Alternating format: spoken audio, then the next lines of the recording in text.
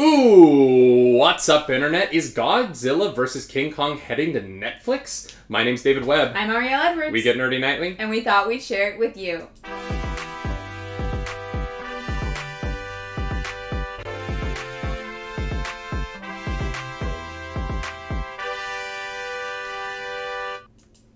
That is right. It is a Thursday edition of the Nightly Morning Show. Yes, it is. That's the show that we Happy Thursday. In the morning, while also acknowledging that it might be nighttime for you because time zones. And this is Twitch. That's just how this works. This is not some TV show. This is Twitch. This is an internet show. Yeah. We don't know when you're watching this. Yeah. Yeah. Also, you're probably not watching it live because today is Thanksgiving in the America. United States.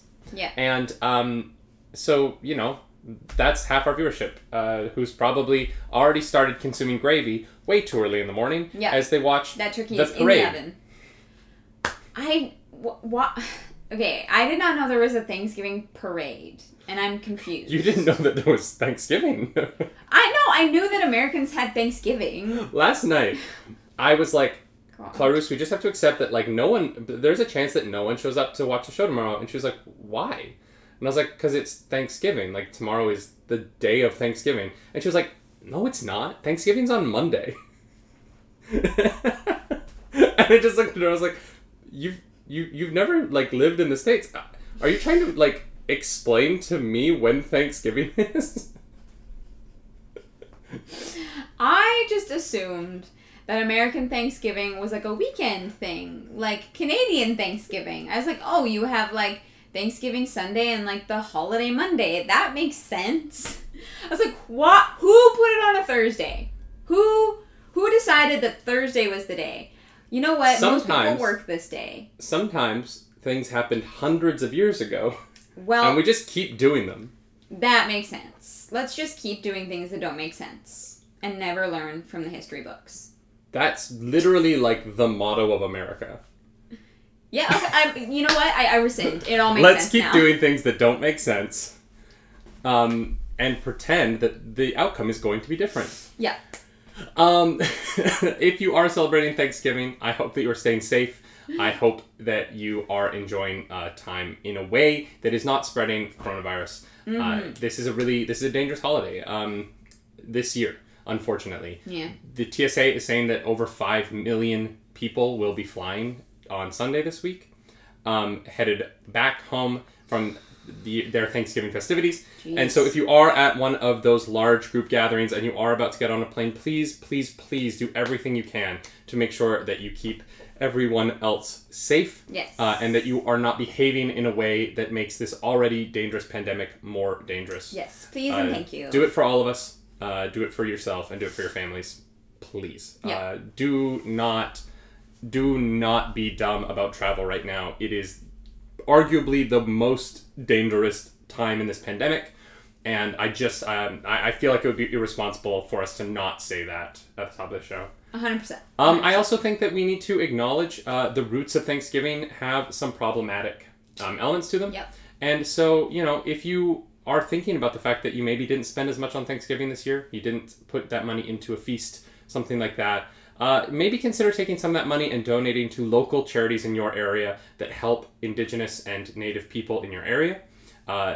Local charities aren't as flashy as the big nationwide charities, but oftentimes local charities know what local needs are and they're able to fulfill that. And there are Indigenous people across this country who could probably use that money more than Butterbell Turkey could. Wait, that's what they're called?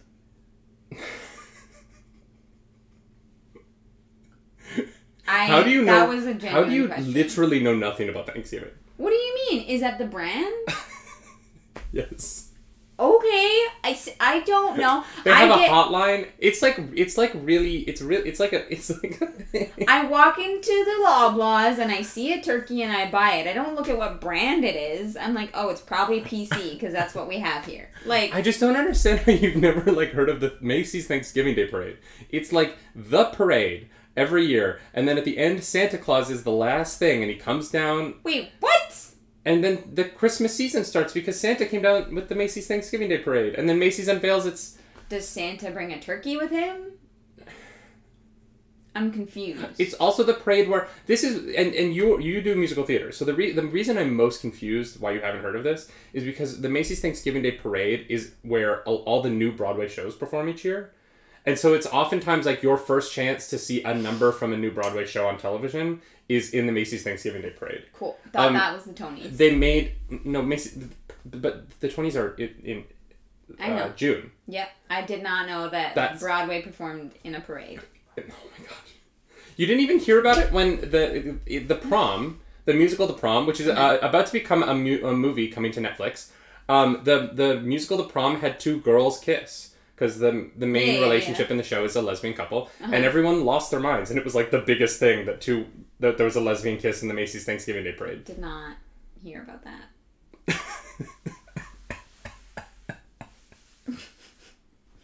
I'm sorry. This is why we have a show coming to our podcast feed called Catching Up Clarus. We're not going to be talking about a freaking turkey parade. We might now. We might. You know what? We might do a whole episode about the Macy's Thanksgiving Day Parade. That's what we should have done. We should have that going up today. Well, I didn't know that this was a thing, and you didn't know that I didn't know that this was a thing, so... Because I just assumed you knew what it was. Why would I assume that people do a parade for turkeys? I don't understand. Like... The parade isn't for turkeys. For Thanksgiving, okay? I don't know. I'm just imagining a bunch of, like, turkey floats with, like, gravy ribbons. Like, I don't understand. I have to put my coffee down. I don't understand. Like, I just... I don't understand what's happening. No, you just said I didn't think there was a parade for turkeys. And there's no parade for turkeys. It's for humans. I mean, sure. I just... We're going to be taking a short intermission. Oh my god. So David doesn't choke. Oh my god. Oh my god. That... Guys, I'm learning. I'm learning new things. The parade is for marketing. Marketing turkeys? Like, if it's on Thanksgiving, I feel like you'd already, like, bought your brand of turkey. It's to sell Christmas, babe. It's the beginning of Christmas. It's saying, like, Thanksgiving is today, but, like, Christmas starts. And that's why Santa's last. It's to sell Broadway shows. It's literally, like, it's an ad. It is a 3.5 hour ad that is an ad for, like, joy. So, like, it's, like, a good ad? I don't know. Herman, thank you for that pity. Oh my god. This is the first I'm hearing about this. You said Thanksgiving Day Parade, and I just imagine a bunch of, like, turkey floats heading down a street. Like, I don't know. I don't know. I could design a kick-ass You've never seen the giant... Like, you've seen the Thanksgiving... Here's what's crazy about this. You've seen the parade in movies. Like, in Spider-Man 1... The original Spider-Man movie with Tobey Maguire, there is they go to the Thanksgiving Macy's parade because it's the parade where all the giant floating things fly through New York, and it's like SpongeBob and Spider-Man and Snoopy and their giant balloons. I did not connect that to Thanksgiving. That's the Macy's Thanksgiving Day Parade. Is those giant balloons like that? Those are the floats. They're huge. Okay. Sure. I mean, sure, I believe you, but, like, I like, guys, it's been a long time since They literally have Thanksgiving dinner in the movie. It's been a long time since I watched Spider-Man, okay? Don't at me, Doug. Wow. Dark Dispatch, no, I'm embarrassed. Dark Dispatch asked about the baby Trump balloon a few years ago. That was not in New York. That was in the UK. The baby Trump balloon was at a parade in the UK, not in America. Oh my god. Oh boy, I'm sure he loved that. We are adding you. Everyone is currently adding you. I'm embarrassed and confused, and I think I need to rethink my life choices. Oh my god. It started 94 years ago. It's been 84 years. For the apartheid. I literally wow. You know what? I'm just gonna look at the silver lining of this and feel educated. And scholarly. The silver line for me is that I haven't laughed that hard since we played Inseparable on Tuesday. What, my making up the news segment yesterday, Wait. wasn't that funny? Rock Mage. Oh, that was good too. It's important. Rock Mage in the chat says it's important to note that the president can only pardon the turkey from federal crimes, so they are still liable for any state or municipal crimes they may have committed. Oh, do you know? God. Do you know what the pardoning of the turkey is? No. So the president of the United States, the day before Thanksgiving, I don't know if it happened this year because of COVID, but typically there's a ceremony in which the president of the United States pardons a turkey, and that turkey isn't killed. And it's a huge process because it happens. What did the turkey do? Oh, it did happen. It did happen. Well, because we kill a lot of turkeys on Thanksgiving. So they're like, this one single turkey, you bless you, you're gonna live another year until we kill you next year or tomorrow for a different day. Yeah. And so there's 2 turkeys. For some reason, I actually don't know why there's 2 turkeys, but they do name it. It gets named. Both of them? Yeah. The one that they kill and the one that they pardon? No, they're not. No, they're your Fred and your George. Which one dies? Essentially. And then they live in a children's petting zoo until they die of natural causes, according to Kate in the chat. All the ones that are pardoned? Yeah. And so but there's a process where they go out and they find the prettiest turkeys because it happens on television and they don't want it to be an ugly turkey. So they literally It's a turkey fashion show. They're like it's like, oh God, it's like that weird episode of like Black Mirror where that girl she auditions to sing, but they're like, you're cute, so we're gonna give you a life that's actually gonna suck. I feel like that's what it's like to be a turkey. What? I don't know.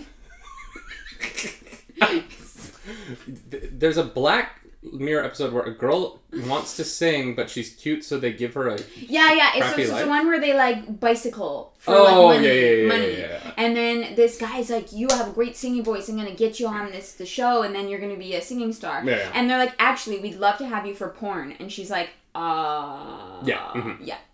Yeah. And then he becomes a fake suicide performer. Yeah. It's a weird episode. It's a weird episode. It's a good episode, where the loser dies. I am horrified. What is this? What? Yeah. America. Okay. Cool. You see, it all started with... No, I'm kidding. Is there a history, To Thanksgiving?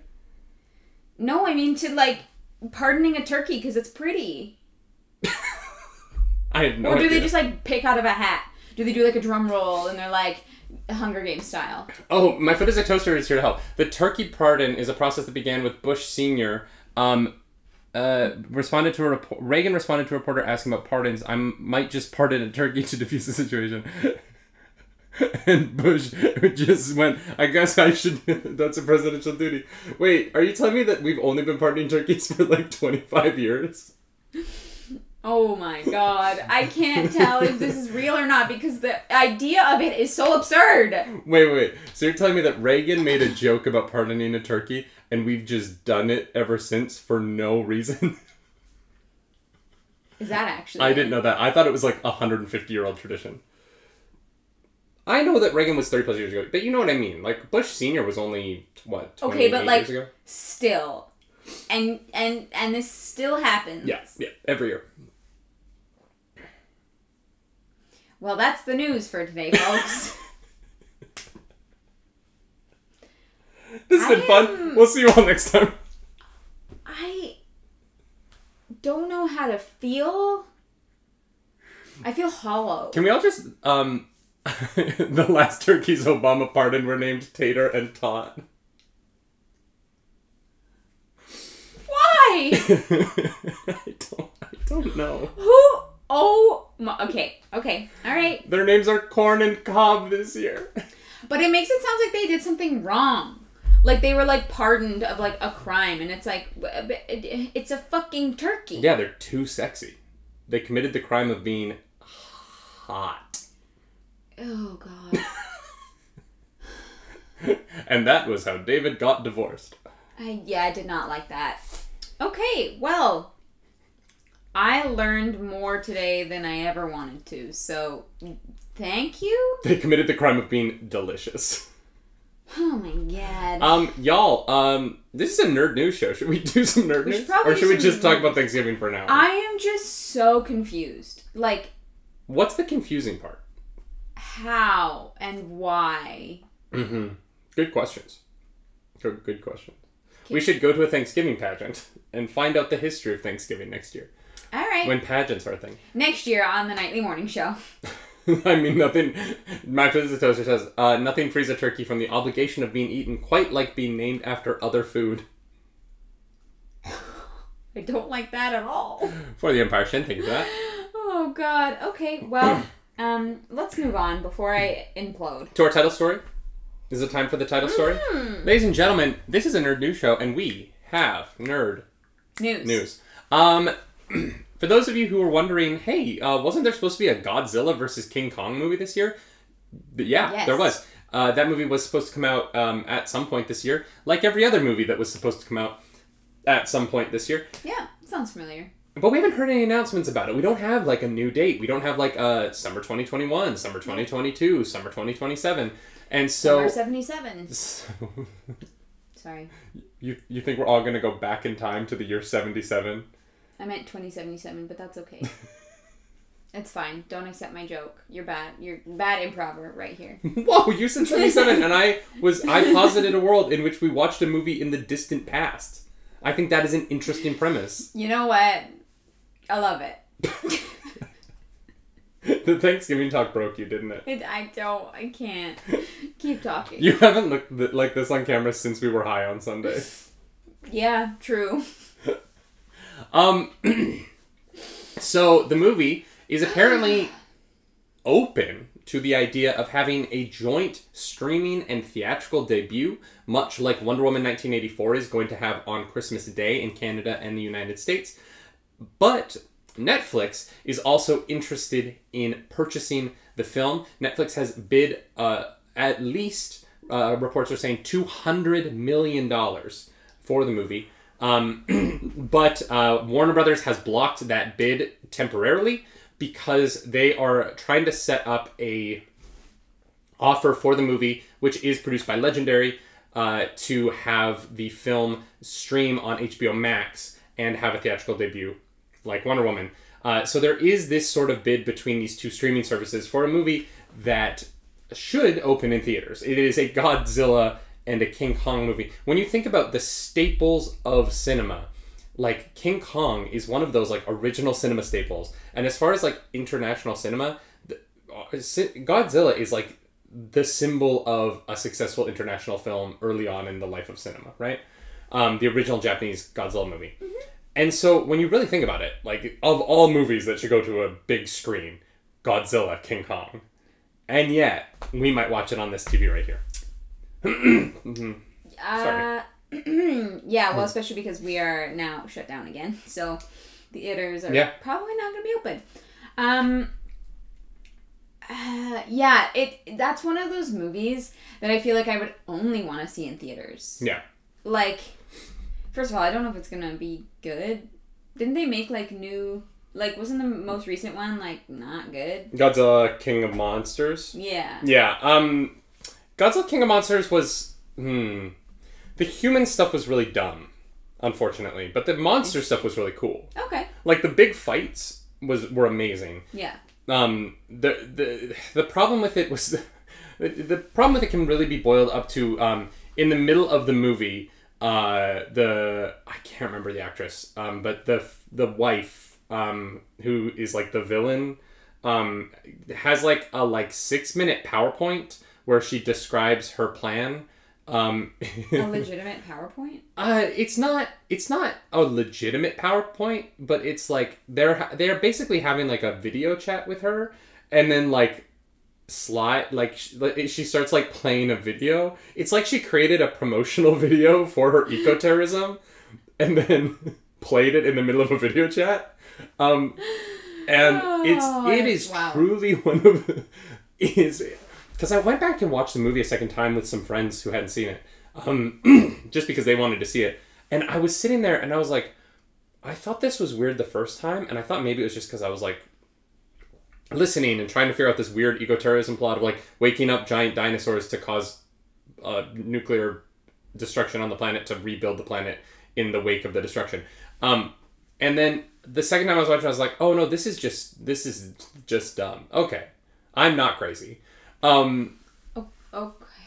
But the fights are cool. Rodan is really cool. But that's what I mean. Like, that's why I would only want to see it in theaters on a big screen.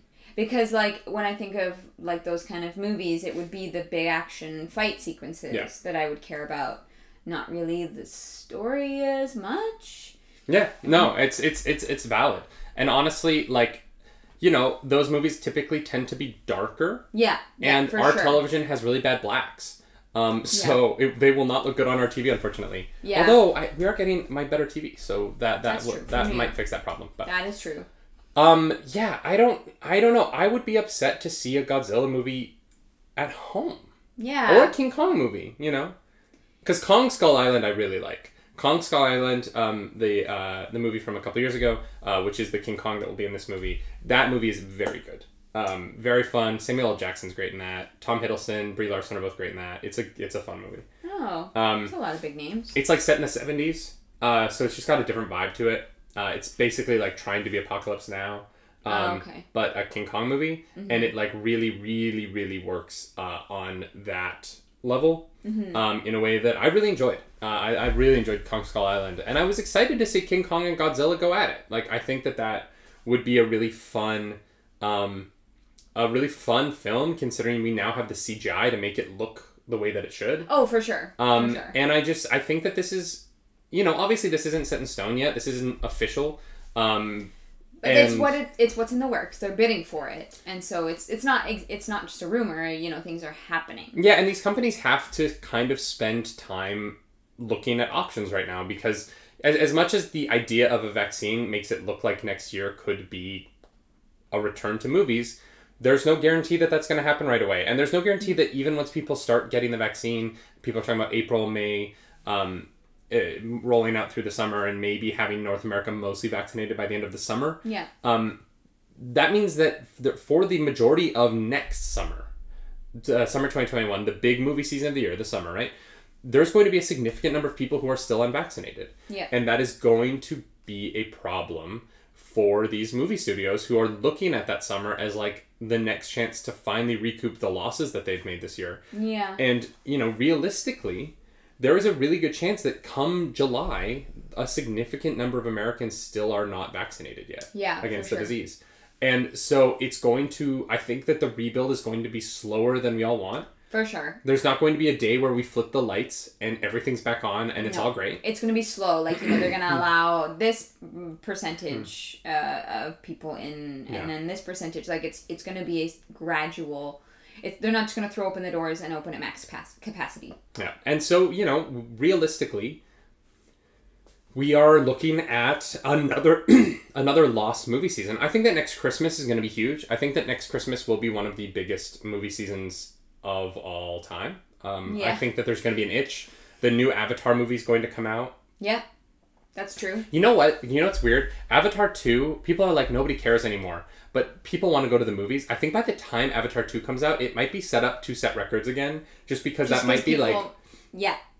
Want to get out and see a new movie. Yep. On the flip side of that, there might be such a backlog of films that are released at the same time that they all might flop. Yeah, they all just might get lost in the crowd, in a sense. Except for the Eternals. Eternals is going to make money because of Kumail Nanjiani's just jacked physique. Yeah. He is shredded for that movie, and I am ready for it. If he does not take his shirt off once in the Eternals, I am going to be upset. You're going to tell me that you let Chris Hemsworth be shirtless all the damn time, but you allowed Kumail Nanjiani to get that hot, and you're not going to give it to us, Marvel? Kevin Feige, I dare you. I dare you to put that movie out without letting me ogle my boy Kumail Nanjiani, because he looks good. He looks dang good. Mm-hmm. Do you know how much money that Big Sick movie would have made if he had looked that good in that movie? Oh my god, I would have gone once a week. I would have got my popcorn, my little sody pops, and I would have been like, Kumail Nanjiani. Sorry. Wow, I feel like I learn more about you. He put out that photo on Instagram, and I was like, damn, dude. You know what? Fair. Damn. Fair. He's working hard. He's working hard. Or hardly working, you know what I mean? I'm upset. You know what's funny? I don't actually know where that joke originally came from. I just know it from Shrek. I think it's just one of those... I think it's a dad joke that just, like, has existed as long as there has been dads. Oh, fair enough. You know what I mean? That's fair. Yeah, so Godzilla vs. King Kong. Maybe not a big screen release. Would it surprise you to hear... You've never seen a Godzilla movie? Or a King Kong. You've never seen any of them? Really? Yeah. Wow. I'm sorry. There's like 90 of them. Yeah. Wow. Yeah, I've never seen any of them. That's really something. I mean, like, I know what the story is, because it's, like, I have a feeling that you think you know what the story is. Oh, no. Just like you thought that Thanksgiving was on Monday. Stop it! Leave me alone.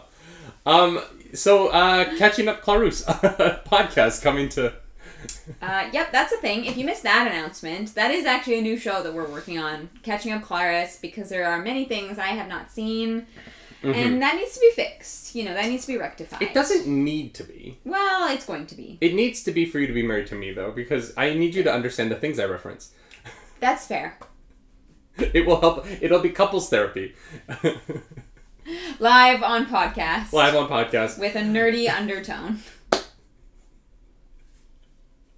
Oh, this is our best show yet. This is by far our best show yet. I think Inseparable was all the couples therapy we needed. I mean, I think Inseparable is the reason we should start going to couples therapy. If you haven't seen that VOD, good. All right.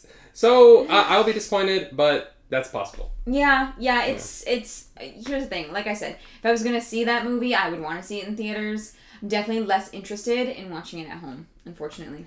Yeah, but you also, like, there's, like, so many other movies that you need to watch before we can watch that one. Yeah. Like, we need to watch the 2014 Godzilla, Kong Skull Island, and Godzilla King of Monsters for you to know what's going on. Oh, good. Great. Kate in the chat is 2 mimosas deep. Happy Thanksgiving, everybody. Yes! All right. News broke yesterday that, Joss Whedon, the creator of Buffy, Firefly, Angel, Dollhouse, the first Avengers movie, many things. He has stepped down as showrunner of the new HBO series The Nevers, which was supposed to be coming out in the summer of 2021. The Nevers? Yeah, it's an exciting idea. It's based around, it's in medieval times, and they're... suddenly a bunch of people get, a bunch of mostly female characters get superpowers. In medieval times. Yeah, and how, like, the world deals with that.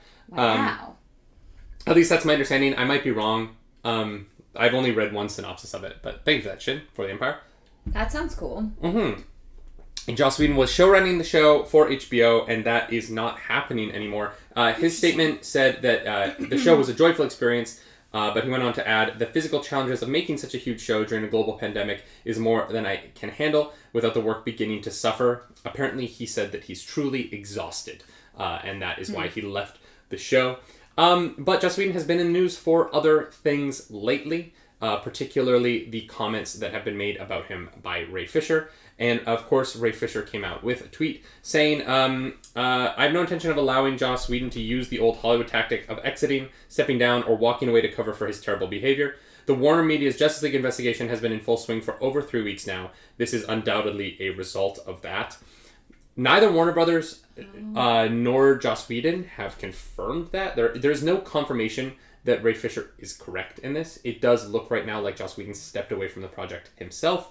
But obviously, what actually happened is a behind closed doors scenario that we might not ever learn, or we might learn in the coming months. Yeah. Do you think that he's exhausted from making a show, something he's done many times, or do you think he's exhausted because there's an investigation and his name is being dragged through the internet every day? Yeah, okay. That one is actually a little bit tough for me because I really have no idea what goes into making a film during COVID times right now. That's fair. You know what I mean? Like, I can't imagine that. And as the director, you also have the responsibility of everyone's health on your shoulders, in a sense.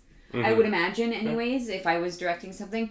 And, like, that has to be tough. But also, this whole like scandal, it kind of just lines up too well. You know what I mean? Like it's very.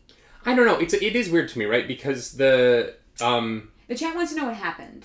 For those of you who aren't aware, Joss Whedon was brought in to finish directing the Justice League movie after Zack Snyder's daughter unfortunately passed away. Mm-hmm. And Zack Snyder had to step away from the film for obvious reasons.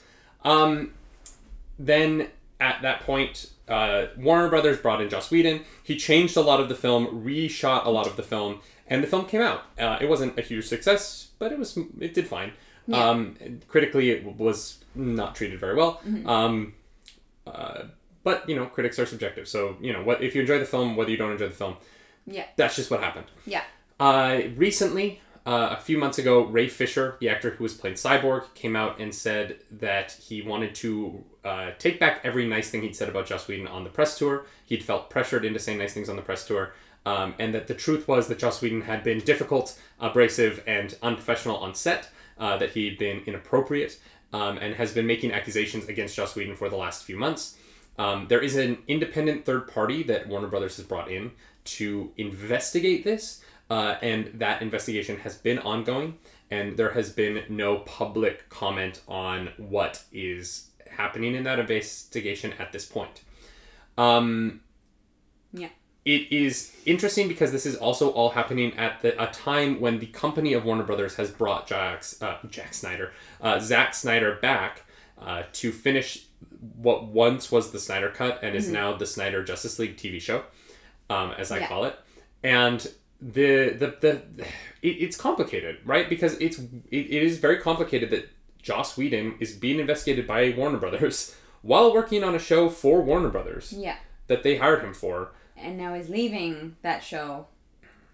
Before the end of the investigation, though. Yeah. Well, that's why... I don't know. That's what's sus to me. Yeah. like he's like, oh, this is not going to go well. I'm going to, maybe step out of the public eye for a bit, as much as I can, while this all goes down. I don't know. I don't know. But I couldn't also, it would be really tough to be working on set during an investigation like that, where everybody knows, whether or not it's true. And, we don't like to get into, gossipy stuff on here.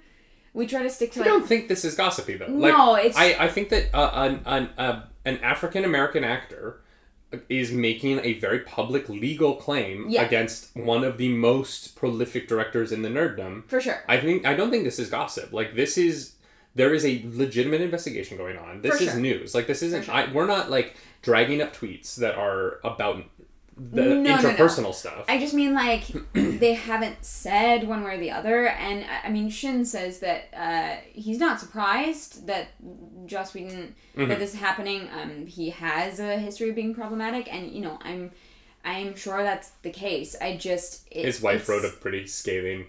His wife did? His ex-wife wrote a pretty scathing op-ed about him a few years ago. Oh, wow. That's fun. Mostly that... But, even that one, people were like, all right, so, And that one goes to a different thing than this. That one is more gossipy to me because her op-ed was he was a bad husband. Right. Which that's a whole separate thing than being inappropriate on set. Yeah. Mm-hmm. You know what I mean? Here's the thing. I'm glad that this is being taken seriously. That's what I want to say about this because, I mean, Ezra Miller is no one's still talking about, but that's fine. I'm over it. Whatever. It's just one of those things where it makes me happy to know that people are looking into this and that it's being taken seriously because I think that's one of the more crucial steps to making these sets a more friendly and inclusive place. A better work environment for everybody on them. Here's the thing. What I want is for Warner Brothers, no matter the outcome, to make this investigation public at the end. Yeah. And I don't think they will.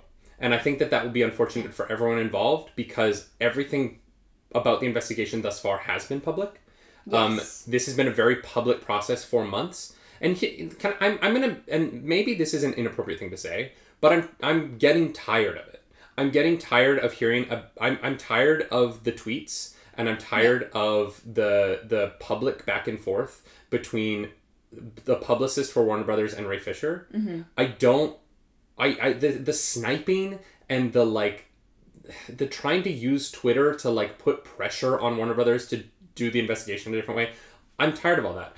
I want there to be an independent investigation, and I want that to be public. Yeah. And I want to go off of that, and I want to stop hearing hearsay from tweets. Yeah. Because, Twitter is not where I want to get my news, but it seems to be like... I have loved a lot of Joss Whedon products in my life. Me too. Buffy the Vampire Slayer was one of my first real loves in television. Yeah. Having said that, I am not a diehard Joss Whedon fan, so much so that I'm willing to I'm not live or die with Joss Whedon. If this investigation comes out and there was improprieties, I think it's important at this point, because of how public everything has been thus far, that we know about it. Yeah, and absolutely. If the investigation ends and they're like, well, we're not going to tell anyone what happened, the tweets are just going to live on, and you guys are all going to have to just assume what you want. And a lot of the problem with Twitter right now is that people say whatever they want. Yeah. And the authorities are like, well, we can't confirm or deny, so just assume whatever you want. And then we end up with these situations where individual groups of people get to decide what the truth is. Yeah. And it's what happened with the election. This is consistently happening. And I think that Warner Brothers can do a lot by being public about the results of this investigation. For sure. Not trying to hide anything, and making sure that the independently verified truth comes out, so that we can stop fighting about what we believe is true. Yeah. Yeah, we need to move on from that idea. It's damaging at this point. Yeah. Because people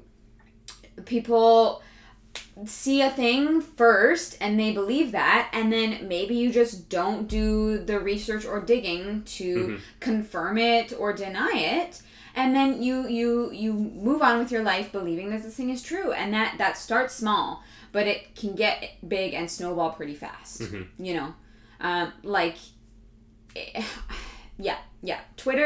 Twitter is a weird place for news for me, because I find out a lot of interesting things on there, but you have to actually look for it yourself. Yeah. You can't take everything that's said to heart. Well, and it's tough, right? Because there are so many outlets online now that look professional. Yeah.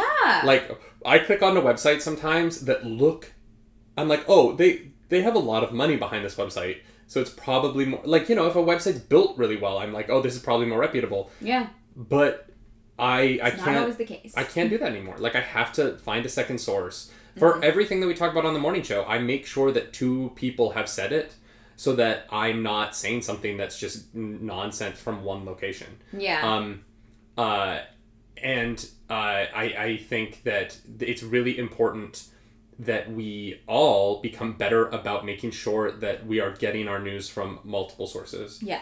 And that's why I'm glad that Warner Brothers brought in a third party. Me too. That they're not involved in the investigation. Yeah. This is a fascinating story that has been going on too long. Yeah, we need to know. We need to know. It's and the backstabby, snipey tweets. It's just. From both sides, and not even really from the people at the top. I don't really have a problem with what Ray Fisher's tweeting. It's more everyone who's retweeting it with,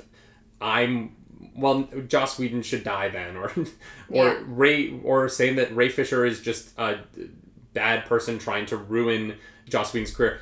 All of those people who are saying all of those things online, neither of them know the story, neither of them were there. All of those people think that they know what's up, but they don't. And I would like to see more people be able to know what's up, so that we can have a more honest dialogue. And if there was a problem on set of the Justice League, I am hoping that this investigation will point out ways in which companies like Warner Brothers can safeguard their actors, safeguard their crews from someone doing something inappropriate, or safeguard people from having accusations levied against them that weren't true. Yeah. And I hope that, no matter what the truth is, we move forward. Yeah, 100%. And I think, it's about the people on either side that are wrongfully accused on Twitter, and also the people that did terrible, inappropriate and or racist things in the workplace, So Terfindiel says, here's a question. You said you loved his work with Buffy and such. Do you think that one can be brilliant at their work but a horrible person? Yes, absolutely. And also, there are so many people who made Buffy. It's not... Joss Whedon did not make Buffy by himself, right? Yeah. And so to say that, like, to say that I hate Buffy now because of one person is tough, because Joss Whedon did not write every episode of Buffy. Joss Whedon did not actively make everything about Buffy. You know what I mean? That's just not realistic to the situation. There are thousands of people who made that television show. For sure. And so it is easier for me to say that I still love Buffy the Vampire Slayer, because and look, I'm waiting for this investigation. Like, I'm not saying anything right now. Yeah. But I think that it is harder when it's something like a book that is written by a single person, that has that, you know, and we've talked about the J.K. Rowling situation on here, right? Like, I don't support J.K. Rowling. I don't support the way that she's talking about trans people. For sure. But that's the thing. That doesn't mean that we don't love Harry Potter. It just means that we are not going to use our money to support her because we don't agree with what she is saying. And, you know, any Harry Potter stuff that we will ever buy in the future is either going to be like secondhand or like Etsy. It's never going to be official merch. Yeah, because we're not going to financially benefit someone who's using her financials to hurt people that we care about. Yeah, exactly. That's just kind of how I feel. You know? Yeah, if what's being said about Joss Whedon is true, it doesn't mean I'm going to stop loving Firefly. You know what I mean? You know, unfortunately, it is going to color my experience of loving it, and, you know, I have to be, you know, it's not going to be, like, I'm still going to have that line where, like, yeah, Joss Whedon created it, directed it, whatever, but, you know, like you said, there are a lot of people that made that into the show that I love. Mm-hmm. I also think that we have a tendency as a society right now to say that if you behave badly, you are a bad person. And, like, if you are unprofessional on one set, then every set you've ever worked on, you're a bad person on. There's this weird idea that, like, we are the amalgamation of our worst moments. And that we are consistently bad. Like, you know, if you have a bad day, then you are consistently bad. And so I don't, you know, even if all of this is true about this one movie, I don't know that makes Joss Whedon's whole life a waste. Or I don't think that means that everything he ever did was bad because he did this bad thing. And I think that sometimes, especially right now, we get so caught up in canceling people about individual actions and not the whole of a human. And I don't know. I don't know. I'm not. It's tough. It's tough, and it's a complicated issue, and I think that it's also that, like, it's going to be individual for everyone. How people respond to this is going to be individual for everyone. Yeah. And I just think that, you know, and sorry that our Thanksgiving show is getting a little bit more political and a little bit heavier because of this topic, but this is the news, guys. This is what happens when you do a news show. I think that we have to be careful about describing people as the one thing we don't like about them. I think that we do that too much on every side. Brock Major votes in favor of cancel culture. I think we do it too much on every side. Yeah. And that we assign people's value based on the thing we don't like about them. And that is unfair to me. Especially for people whose lives are so public. Like, if everything about my life was as public as Joss Whedon's, no one would like me. You know what I mean? I have tough times. I'm not perfect 100% of the time. Yeah, I go back in my Facebook memories and I delete stuff from high school because it's, like, cringe and, like, not good. And I'm like, whoa, I am not that person anymore. The woman from The Good Place. Which one? Not Kristen Bell. Tahani. Tahani? Yeah, what's her name? Jamila Jamil? Yeah. She has a really incredible video that I've watched about this whole cancel culture thing, where she talks about, like, you know, if she was being judged by things of her past right now, she would not have the jobs that she has, but it wouldn't have allowed her to do so much good with her life. She wouldn't have learned those lessons. She wouldn't have learned those lessons. And she has gone on to do some incredible things, support different charities and raise awareness for, like, a plethora of issues. And she's like, I never would have been able to do those things if I hadn't made mistakes and people hadn't forgiven me for them.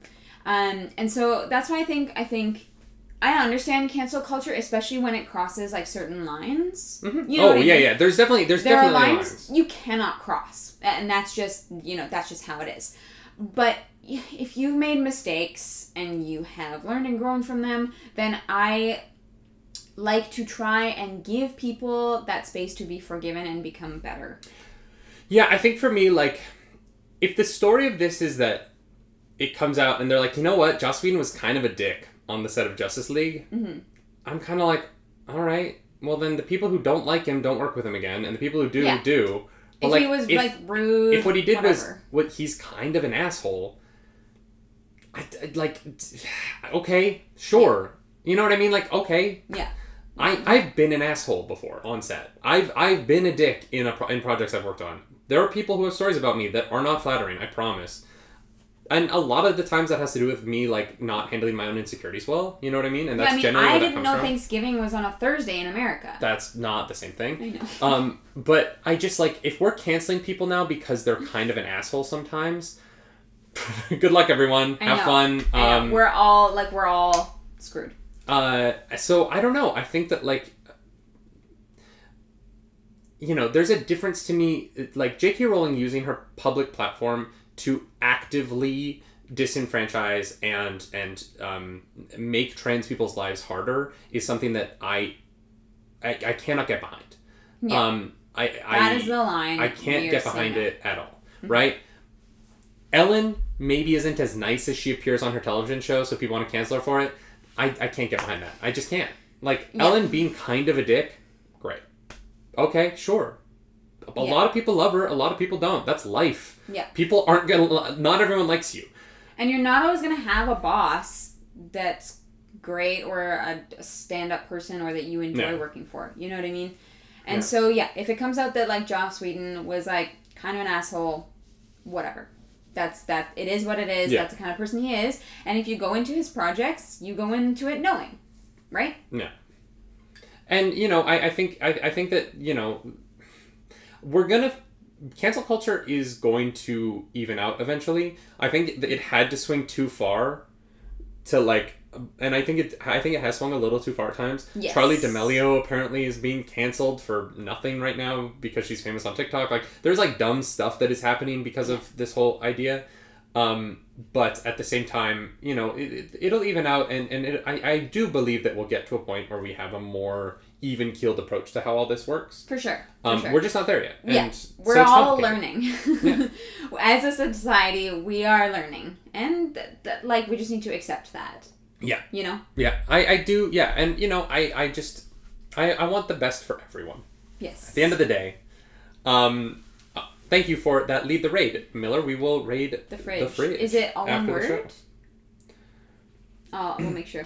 Speaking of complicated situations in J.K. Rowling, this will be quick. We're not going to talk too much about this. But, guys, if you didn't know, Mads Mikkelsen has officially replaced Johnny Depp as Grindelwald in the new Fantastic Beasts movie that we won't go see. No. Nope. Just it is what it is. It was a joke, Miller said. We're not rating the fridge. 3,000 points. I was literally like, there's probably a streamer called The Fridge. For people who listen to the audio podcast, don't worry about the last 10 seconds.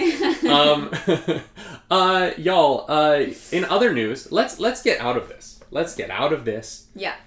Let's talk about something that is shocking, that is surprising, that I did not see coming, and that is New Mutants might be doing really well in VOD. Yeah. I don't know if anyone in our chat has seen New Mutants, but we went and saw it. Yeah, we saw it. It was not good. No. It honestly just felt unfinished to me. Yeah. Yeah, it was a kind of a weird experience. Yeah.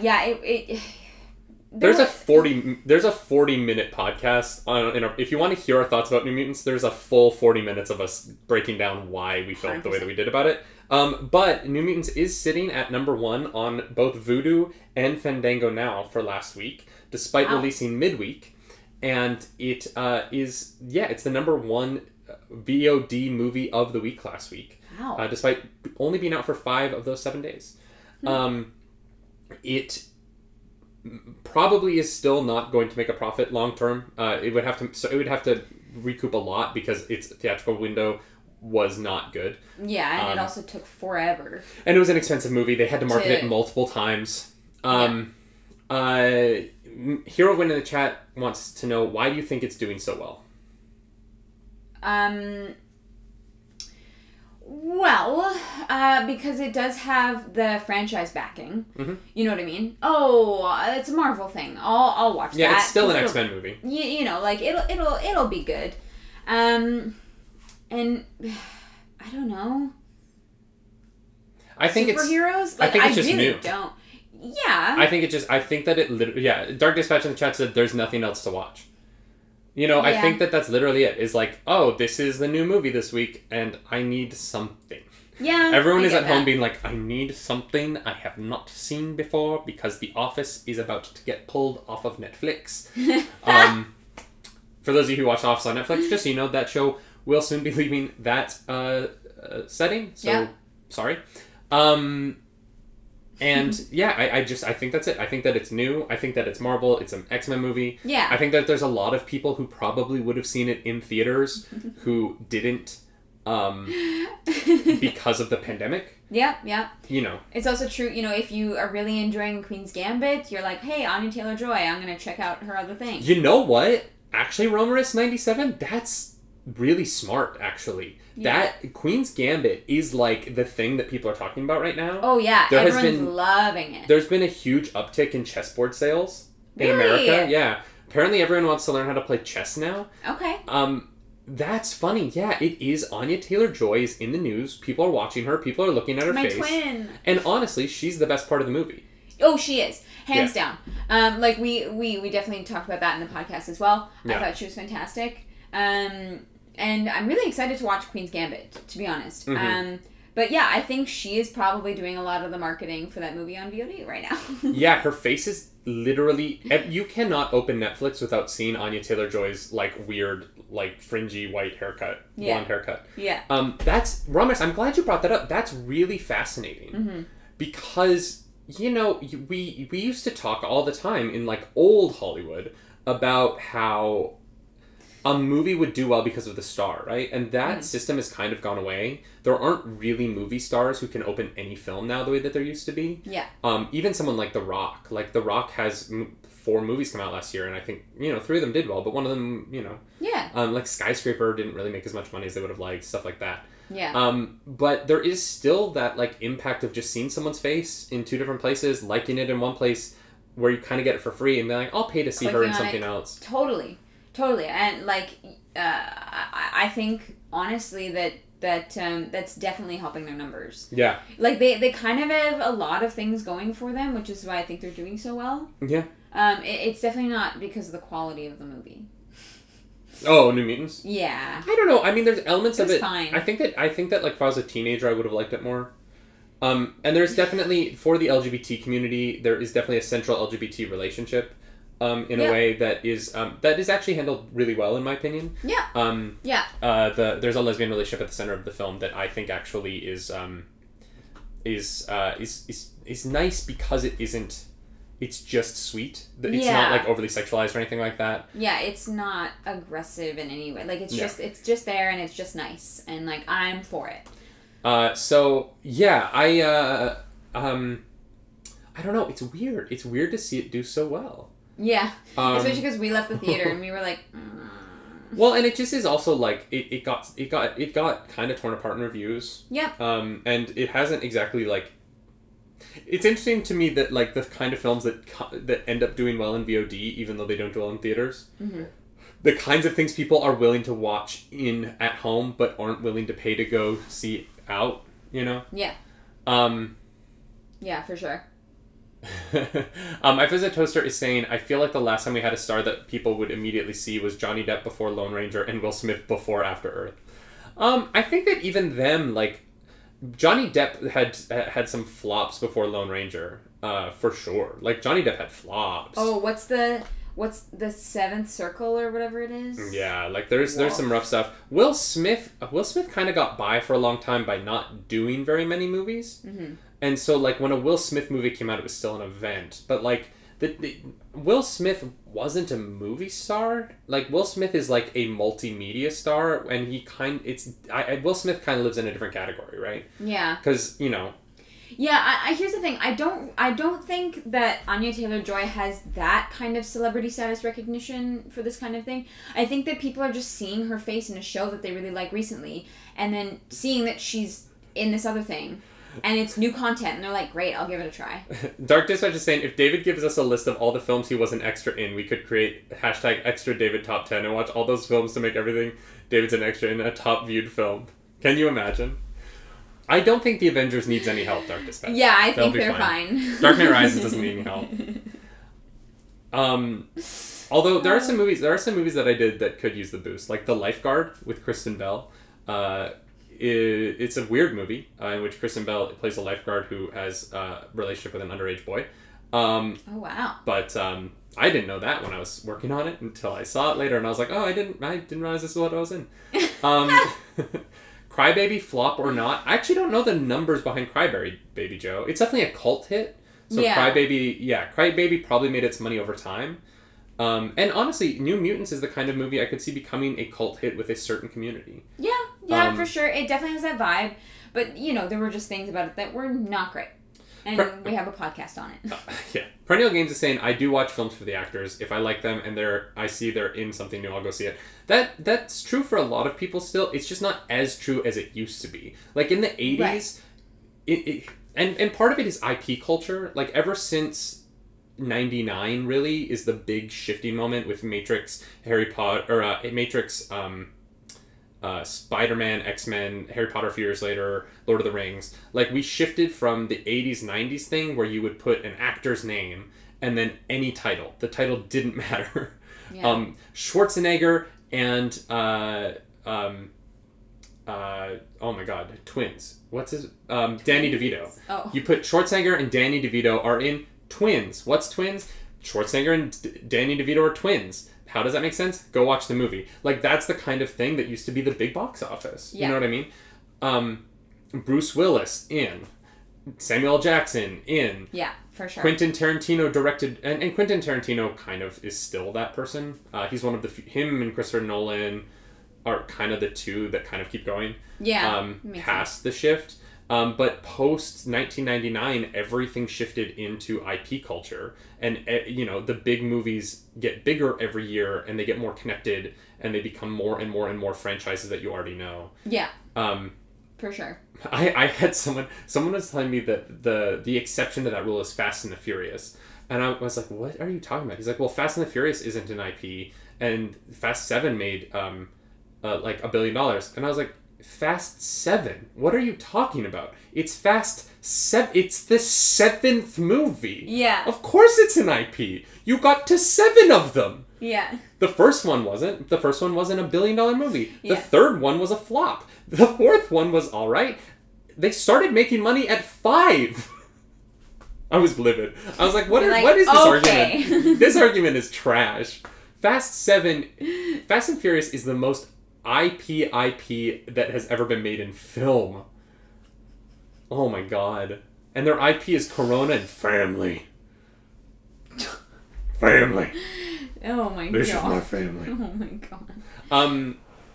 Brandon wants to know what IP is. IP is a short form for intellectual property.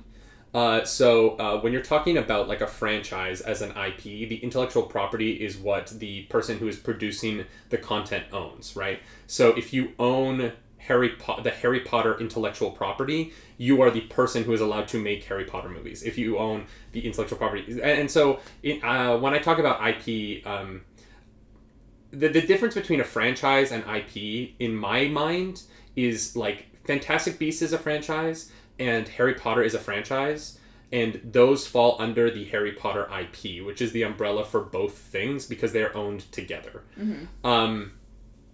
So, Star Wars is an IP that is an umbrella for all of the different Star Wars series, movies, books, and everything like that. Right. And that falls under the further IP of the Lucasfilm Group, which also includes Indiana Jones IP and stuff like that. And so it's just it's umbrellas on umbrellas of who owns what in the entertainment industry.